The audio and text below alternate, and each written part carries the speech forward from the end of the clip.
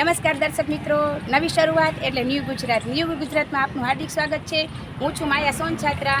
આજે આપણે આવ્યા છીએ મામલતદાર કચેરીએ, જે રાજકોટ શહેર દક્ષિણમાં આ ઝોનમાં આવેલી છે।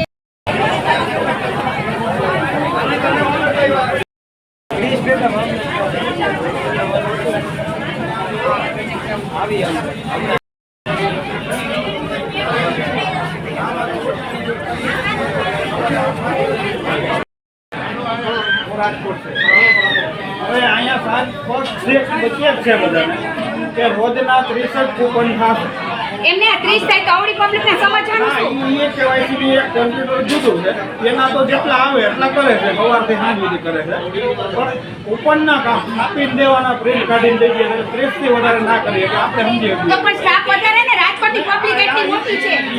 એ જ વાત કરું છું કે તો આના વ્યવસ્થા ઉપરથી વધારવી જોઈએ। બરોબર, 30 થતા હોય તો બપોરે 2 વાગે ટોકન આપે, 15 કામ થાય, 11 થી 2 માં 15 ના કામ થાય, 15 ના ટોકન આપે, તો એ સવારે 30 ટોકન કેમ ના દઈ દે? બરાબર છે સર। તો પછી બીજા વધારાના હોય જાય, 3 કલાક સુધી લાઈન તો સવારેથી જેને 30 ટોકન એને પ્રોવાઈડ કરી દેવા જોઈએ। હવે તમે જોવો છો કે આ અંકલ કહે છે કે આખા દિવસમાં 30 કરે છે, એમાંય 15 જ થાય છે, તો હવે વિચાર કરો આ 5000 પબ્લિક છે, તો 5000 માં 15 જ થતા હોય તો આમાં કઈ રીતે આગળ વાત વધે? આમાં મને નથી લાગતું, અને વોશરૂમની વ્યવસ્થા નથી કે સિનિયર સિટીઝનને પાણીની વ્યવસ્થા નથી, તો આપણે શું કરવાનું વિચાર કરો। હવે આ લોકો એમ કહે છે કે અમે કામ કરીએ, આખા દિવસે 15 જ કૂપન થતા હોય તો ભાઈ તમે વધારો ને, પબ્લિકને હેરાન શું કરો? એક ફેર એમ કહી દો કે 15 થશે, બાકીના બધા વયા જાવ। પ્રશાસન વધારે આ વ્યવસ્થા પ્રશાસને કરવાની હોય છે, એ સર્વિસ પ્રોવાઈડરો ઉપર બેઠા લઈને આપવી જોઈએ, એ આપતા નથી। આ લોકોને તો કામ કરવું છે, નથી કરવું એવું નથી, એને કરવું। આ લોકોને કોઈ દોષ નથી, કેમ કે 11 એના સર્વર ચાલુ થાય, 2 વાગે બંધ થાય, 3 વાગે ચાલુ થાય, તો 30 થાય આપીને લઈ દઈએ। બીજી વાર પણ 30 થાય ઓપન કહેવાય તો ચાલુ હોય, એના તો સર્વર ધીમા હોય છે, ધીમું થાય છે, ફૂલ હોય છે, સર્વરની વિડિયો ન ઉતારતા હો, પ્લીઝ એક ફેરી કહી દીધું વિડિયો ન ઉતારતા। આ મારે કેવું છે, બાકી બીજું કાંઈ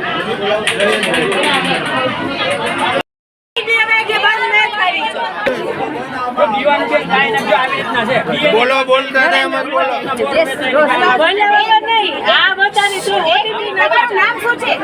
નામ અમારે શું દેવાની જરૂર છે? નામની જરૂર કરો તમે મીડિયા વાળે છે ને નામ આપો નામ નહીં બોલવાનું।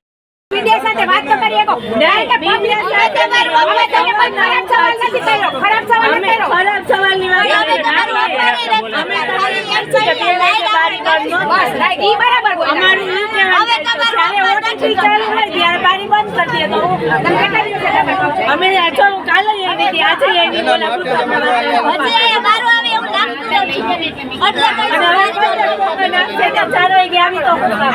તમને લોકોને અહીંયાથી રિસ્પોન્સ કેવું મળે છે? વ્યવસ્થિત જવાબ આપે છે? એટલે આ દીદીનું એવું કેવું થાય છે કે અમે બી આજે 2-3 દિવસે ધક્કો ખાઈએ છીએ, પણ અમને અંદરથી રિસ્પોન્સ નથી મળતો, એટલે આ લેડીઝે એવી ઉગ્રતા અને આક્રોશ આપો છો કે કેટલી પરેશાન છે, વૃદ્ધ છે, આ માણસો તો વૃદ્ધની પોઝિશન એવી છે કે કોઈ અહીં જવાબ દેતું નથી। તો આજે આપણે એ વૃદ્ધ સિનિયર સિટીઝન છે જે 80 વર્ષના છે, એ લોકોને સર જવાબ નથી દેતા અને કહે છે કે ડાઉન સર સાવ સ્લો છે, સર નથી ઓફિસમાં કાર્ય કરતા નથી। તો મારું કહેવાનું એટલું થશે કે જો પબ્લિકને એટલી પરેશાની થતી હોય તો તમે લોકો સ્ટાફ વધારો અને સિનિયર સિટીઝન માટે એક લાઈન જુદી કરો કે જ્યાંથી સિનિયર સિટીઝનને લાઈનમાં ઊભું ન રહેવું પડે, અને એના માટે એક ખાસ સુવિધા કરો। અને આ સરકાર કઈ છે કે અમે આ કરીએ છીએ, તે કરીએ છીએ, આ સિનિયર સિટીઝનનો શું વાંક છે? જો તમે આજે ચાલી નથી શકતા, આ બેનને જો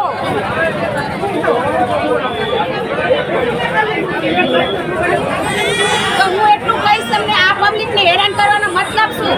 જો તમારા કીધે વિકાસ થતો જ નથી અને કંઈ કરી શકતા નથી, તો તમે એક ફેરી એવું બોલી દો કે અમારા કીધે કંઈ થાય એમ નથી, તો આ પબ્લિક એની રીતે જીવતા શીખી જાય। અને હું એટલું કહીશ કે આ જે પબ્લિક છે એના થકી આ બધું થાય છે, તો આ પગાર છે ને એ પબ્લિકના પૈસે થાય છે, તો પબ્લિકને સુવિધા આપો। અને હું તો એટલું કહીશ કે આ પબ્લિક જો હેરાન થશે ને તો સિનિયર સિટીઝન તો બોલશે પડે નથી.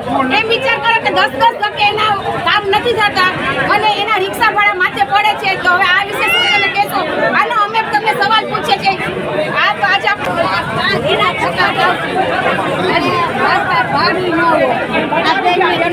તમે શેના માટે આવ્યા છો? છોકરાનું નામ ખરાબ માસી તમે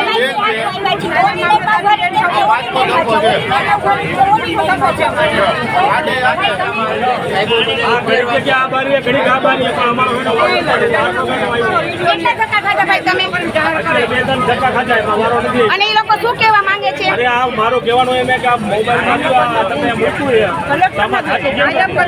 નથી એનું કારણ મારી પાસે છે. હવે એક મિનિટ મારું નામ છે અશોકભાઈ ભૂટાણી.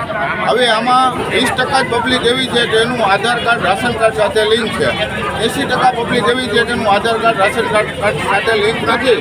એનું મુખ્ય કારણ છે કે ઝોનલ અધિકારીઓ તમામ રાજકોટના ઓપરેટરો એ બધાની મિલીભગતથી આદિ લગ્ન આ બધું ગોલમાં લઈ છે. જેટલા કામ કરે ત્યારે આધાર કાર્ડ માગે છે, બધા લિંક થતા નથી.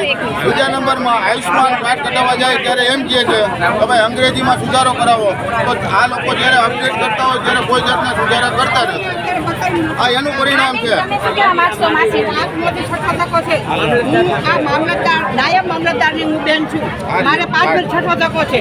મારો બાબો કોરોનામાં ઓફ થઈ ગયો છે અને મારા પતિ હમણાં off તમારા થઈ ગયા છે. નાયબ મામલતદારનું નામ શું?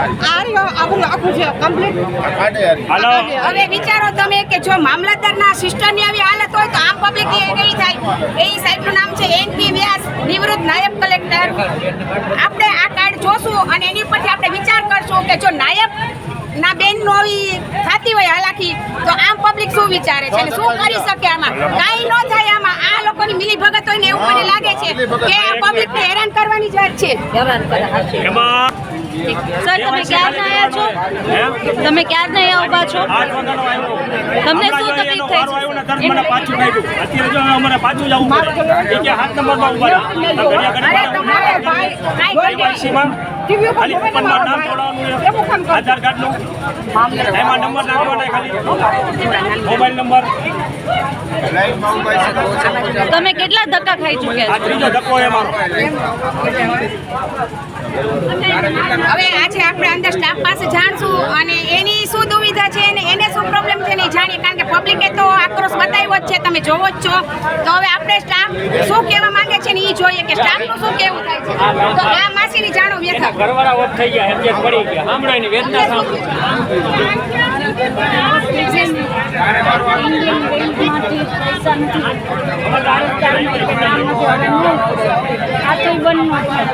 તો હું મેં કીધું મારે આ દાડાનું કેમ કરું?